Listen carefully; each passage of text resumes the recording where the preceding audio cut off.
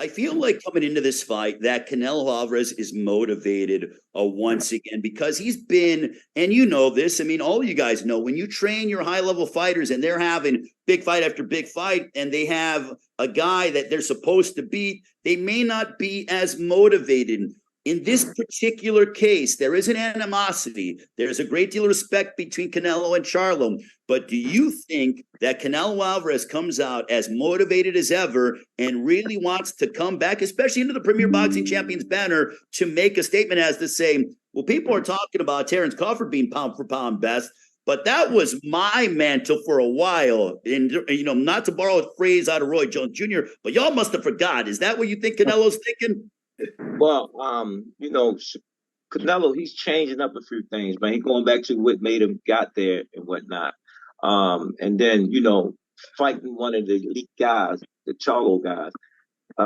This fight he's been asking for, the Charlo's been asking for. They didn't let the business get in front of it. The loss that he came off, I think he's very, very motivated. You know what I'm saying? And that mental has a lot to do with a lot of things going into a fight. So both of them, man, I mean, I salute both of them, man, making this fight happen and whatnot. So I'm waiting to see, you know, what the camp did or doing when the day of the fight get there, you know, because that's very important. That camp plays a big factor on a big fight. Do you think someone's getting stopped in this fight, or how do you look at it? Both of them big punches, man. Both of them big punches, and Charlo have something to prove. Canelo have something to prove. It's just the thing, like he said, that Canelo's defense strong, and he just had to stay on him. Charlo had to really, really, really stay on him and really push the button. You know, somebody got to take a chance, and that's the way we're going to see the knockout. So again, if both of them fighters go out there and execute, we're going to see a great night that night. We're going to get on that roller coaster that we're looking for. Obviously, training Gervonta, you're used to training a guy fighting bigger opponents. Gervonta, of course, has the one punch power, and that is the great equalizer. Do you think Jermell Charlo at 168 needs to have that ability or come close to having that one punch power to be able to win this fight, Calvin? No, I don't think so. Like Ronnie said, like, it's easy. Because Nas working on skills, just working on the fight. He ain't got to worry about cutting weight. You know, I mean, I had some fights just previous that I learned from, right? You know, fighters want to do weight cut different and stuff. You know, and my method is like, yo, you need to get on top of that early so you can be at that weight, stronger at that weight. You know what I'm saying? Instead of trying to get low at a which color. So, like I said, Charlo got a great chance of doing something great. You know what I'm saying? Like that's why I say I would love to be in his position, being hunting. You know what I'm saying? Because Canelo was there. You know, like we said again, he had injuries. You know what I'm saying? Let's hope that everything is good and he's ready for this fight. But looking at how he's changed up everything, he's taking this fight serious.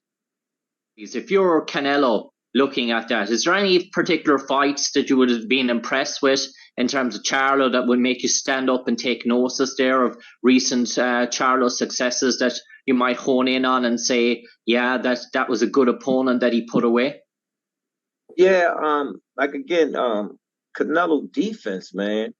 You know, his defense, do he still got the legs to do what he's been doing to get him where he at? Looking at some stuff that Charlo been doing over the years, he's a vet. He's seen everything. You know, he got years in. Is Canelo worrying about is he going to do anything? No, he's going to be Canelo. You know what I'm saying? It's just he know this is a big fight. This is a big fight right here. You know, and Charlo, he knows it's a big fight. So, like I said, I like his position where he at. Canelo just had to focus on what he had to do. You know what I'm saying? Because Charlo might change some things up that he see that other fighters wasn't doing against him.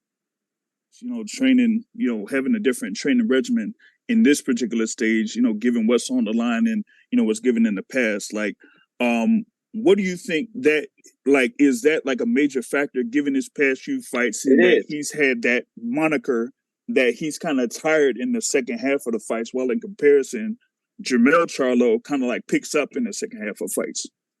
I mean, sometimes in camps, when you've been in the same situation for so many years, it's just the same thing. It's like when a person go to work and they go to the same job all the time, they get bored with the job. For him making that change, that's major.